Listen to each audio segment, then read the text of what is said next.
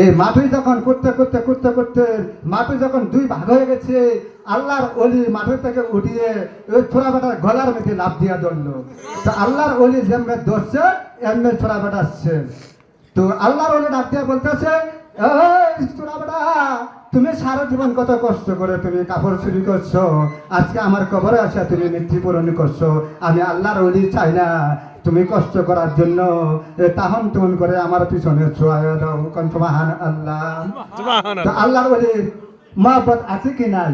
আমার নবীজির পাওয়ারটা বেশি না কম?